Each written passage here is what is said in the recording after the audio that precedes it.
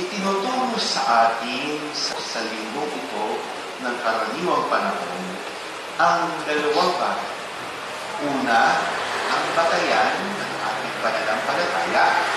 Ano ang kinasasaligan ng ating pananampalataya? Bakit natin nasasabing tayo ay Kristiyano? At pangalawa, ano ang hamon nito sa atin? Ano ang magiging implikasyon ng ganitong pananampalataya para sa atin? Ang pagiging Kristiyano ay isa na ang paniniwala sa katauhan ni Kristo.